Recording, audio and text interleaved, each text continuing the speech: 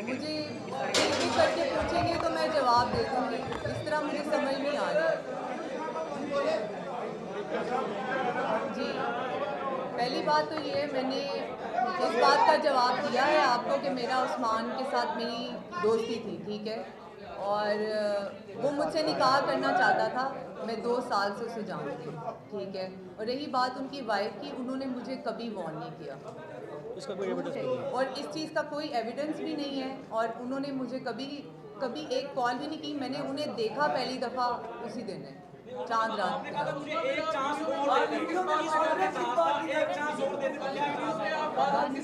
वो उन्होंने मेरे ऊपर गन रखी हुई थी, इसीलिए मैं उन्हें कह रही थी कि मुझे एक चांस और दे दे प्लीज़, आप मुझे माफ़ कर दें।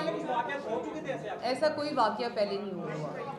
वो चांस देने से मुराद ये होती है कि जब आपकी जान जा रही हो तो आप कहते हैं कि अगर आपको ये एतराज़ है मेरे के साथ रिलेशनशिप है तो मैं नहीं, ऐसा कोई नहीं है। वो चांस की बात सिर्फ इस वजह से है, मैं कर लेता हूँ, नहीं मैं, अगर चांस की बात सिर्फ इसीलिए है कि अगर आपको इस रिलेशनशिप पे एतराज़ है तो रिलेशनशिप नहीं रखा जाए भाई, जो भी।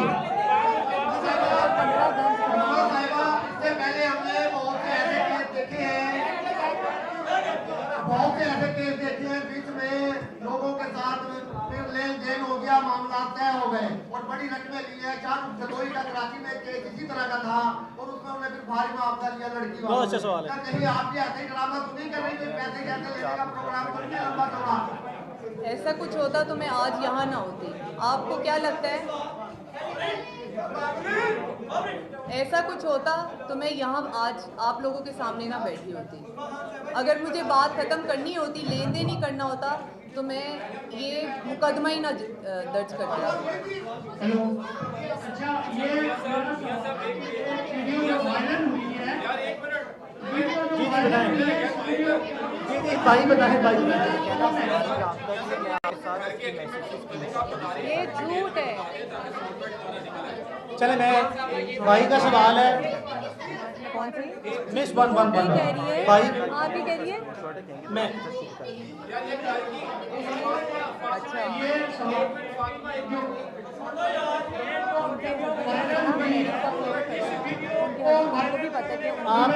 आपका सवाल है घर की किराएदारी से मुतल्लिका। मैं बता देता हूँ, घर का एड्रेस मैं आपके सामने रख रहा हूँ, आपके सामने घर का एग्रीमेंट भी मैं जो सा वो आपको बाद में कॉपी करा के दे दूंगा। घर का किरायानामा है बाबर नसीम के नाम पे, वो उस्मा के पुराने दोस्त हैं। उस्मा यहाँ पे काफ़ी अरसे से रह रही हैं।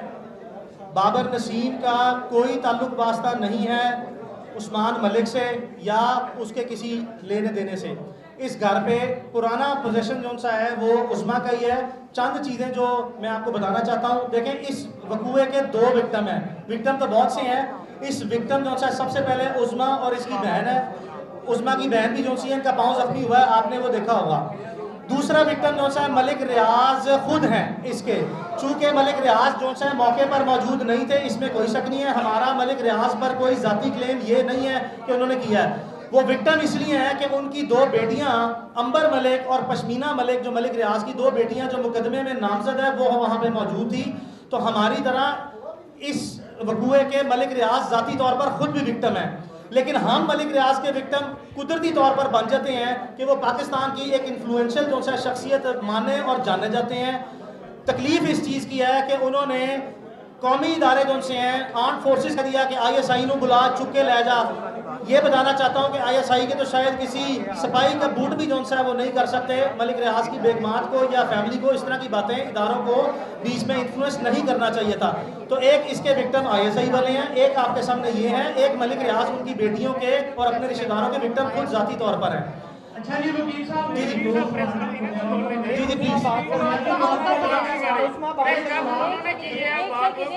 एक उस्मा बात करना चाहती है, एक उस्मा बात करना चाहती है। इस निज़ाम के हवाले से जी जी आपने बहुत सारी दफात करवाई है, घर में दाखिल हुए, घर में की और जी जी अदालती निज़ाम के हवाले से है कि आपने दफात बहुत सी करवाई और घर में दाखिल हुए और ये इस मुल्क ने यह भी देखा कि वकील जब PIC में दाखिल हुए, हर चीज़ रिकॉर्ड में है और वो उसका फैसला भी सामने आ गया, उसमें जो कुछ हुआ है वो जी, जी, जी, जी। क्या इस केस का भी फैसला उसी तरह होगा? दूसरा सवाल ये है कि उस वीडियो को किसने बनाया, आप उसका नाम क्यों नहीं लेते? उस वीडियो को वायरल किसने किया? ये मुमकिन नहीं है। जी जी, मजीद बिस्मिल्लाह।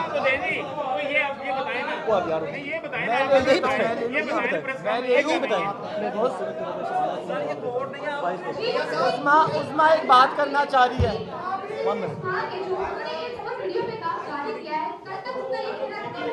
उसको बोलने दो यार।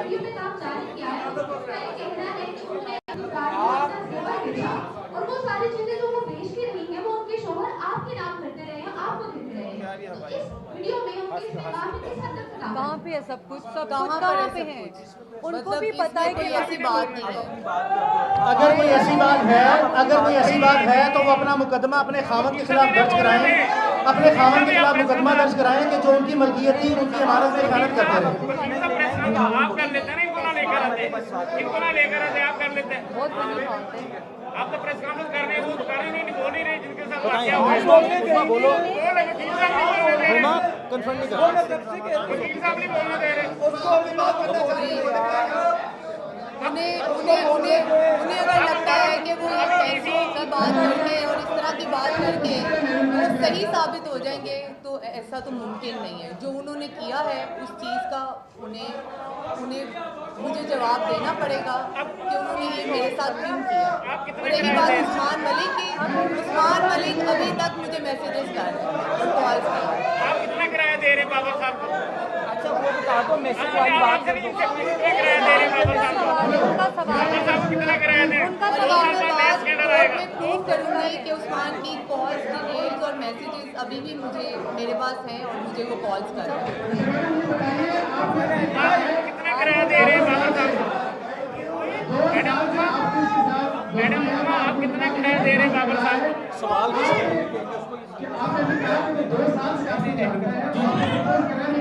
इन्हें बोलने दे, आप कितने किराया दे रहे हैं? बोले आखिरी सवाल का हिस्सा क्या? मैंने बिल्कुल नहीं देखा। 2 साल से ताल्लुक है। मैंने बताया कि दिसंबर 2019 में ताल्लुक खत्म हो गया था, जिसके बावजूद जो है उस्मान ने रब्ता रखा।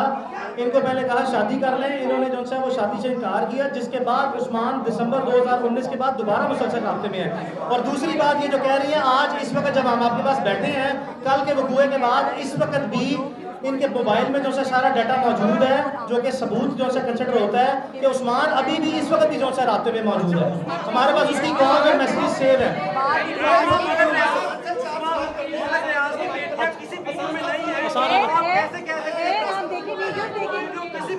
अच्छा, हम मुतालबात आप मज़ीद सवाल आसान से मुतालबात आपके सामने रख देते हैं। मुतालबात हमारे जो से 3-4 हैं। हमारे 3-4 मुतालबात हैं। हमारा सबसे पहला मुतालबा ये है, हमें सबसे पहला हमारे मुतालबा सुन लें फिर उससे सवाल करें। हमारा सबसे पहला मुतालबा जो है वो ये है कि हमें सिक्योरिटी जो है मुहैया की जाए फिल फॉर। इसमें कोई शक नहीं है कि हमारी जान को लाजमन खतरा है। हमें जिस तरह कल रात से मुख्तलिफ तरीकों से टेलीफोनिकली नामालूम जो है लोग आते हैं, हरासा कर रहे हैं, कभी गाड़ी आगे लगाते हैं, कभी पीछे लगाते हैं, हमें फिल फौर जो है सिक्योरिटी दी जाए। ये पहला मुतालबा है। हमारा दूसरा मुतालबा ये है कि कम अज़ कम तफ्तीश जो है वो DIG इन्वेस्टिगेशन लाहौर की ज़ाती सरबराही में हो और उसके 2 न्यूट्रल मेंबर्स जो से हैं जो लाहौर डिस्ट्रिक्ट से ना हो, वो भी जो है वो लिए जाए। ये हमारा दूसरा मुतालबा है।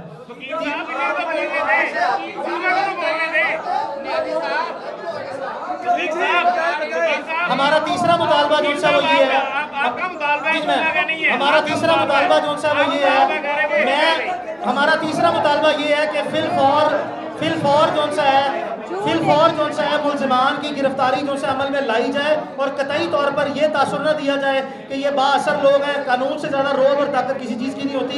बराए मेहरबानी को गिरफ्तार किया जाए।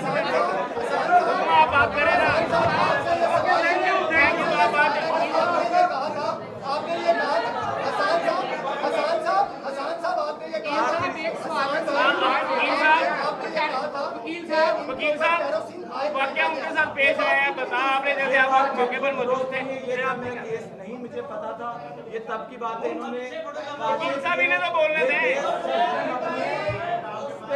उनके कॉल उनके बकौल उन्होंने शराब फेंकी थी और हमारे बकौल वो शराब नहीं थी।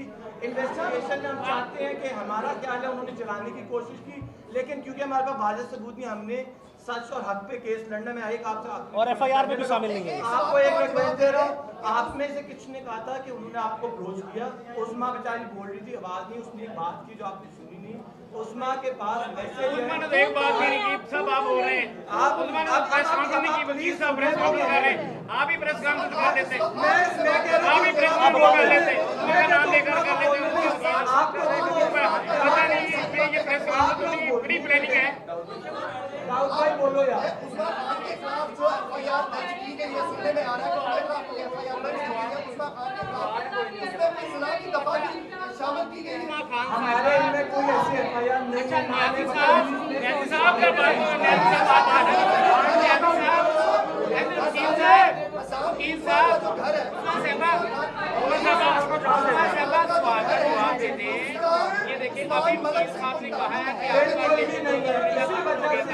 आपको वीडियो धमकियां देगा, आया उसको तो आपने कोई एप्लीकेशन थाने में दी या सीसीटीवी बहुत किया, इस वाले से भी जरा बताइए आप।